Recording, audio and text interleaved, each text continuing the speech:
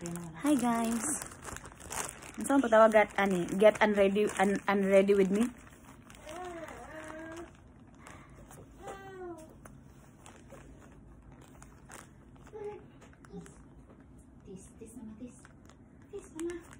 Kakarating lang namin galing sa labas. Naghapunan. Ngayon, maliligo ako. Before that, I remove the one first. Everything's.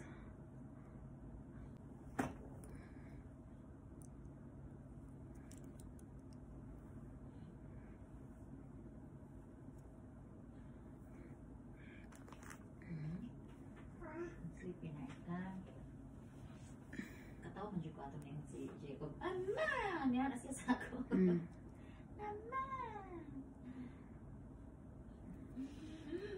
Soak first, char.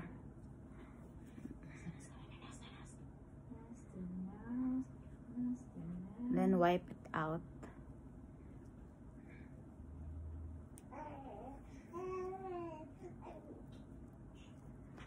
Bukas, pag maaga-aga akong mag-prepare, papakita ko kung paano ako maglagay ng makeup, char.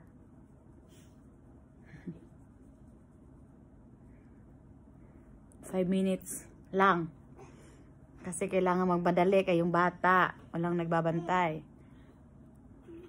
Ang baby ay sleepy. Unsa ona ni? Unsa na ni baby honey? Unsa ona? Di ba?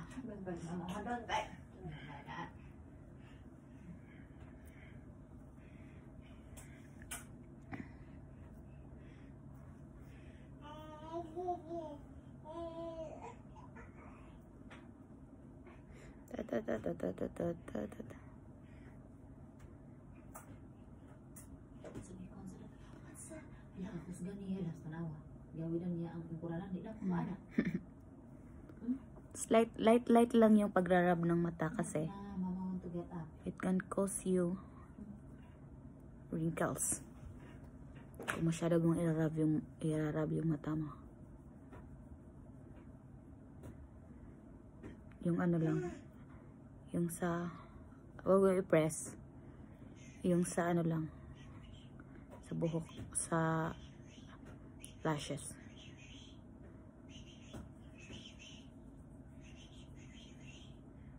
There.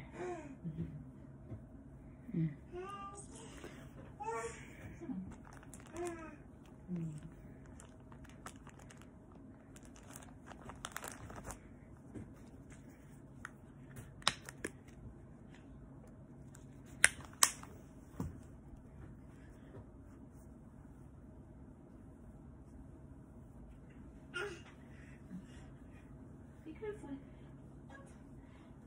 Kaya na si mama. Micellar water pala gamit ko. Makeup remover. Hindi natin pwedeng ipakita yung harap. Hindi sponsored. Ambot na ba ikuan? Makuan ba? Sa branded content ang kuan? Long video? Dili ko sure. Murag kuan ra no reels. Dili ko sure. Kung anak, bukas na sa akong anak ko. Dapat pataas yung ano natin para Jacob. malift siya sa ganun. Para hindi gumanon.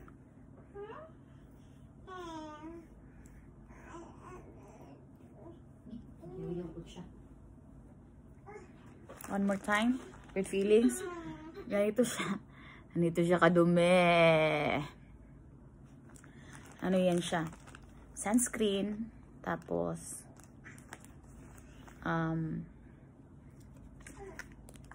loose powder.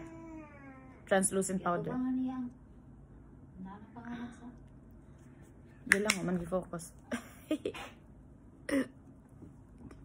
Loose powder, no? Translucent powder.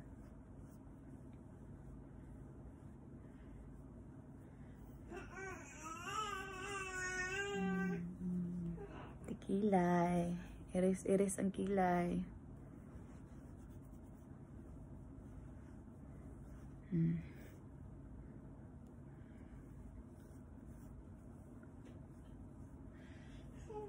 What do you want?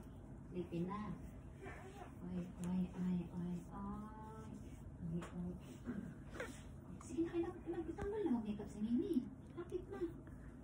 Lap na rin ka ha. Lap ka o malibok na. Ano na?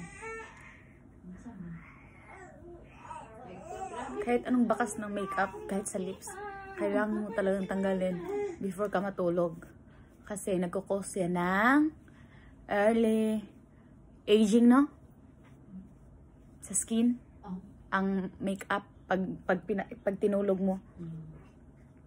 Kasi yung skin ng tao nagre-regenerate sa gabi.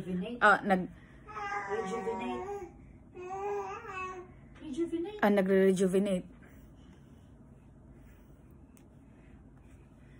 sa gabi pag tulog ka. Kaya dapat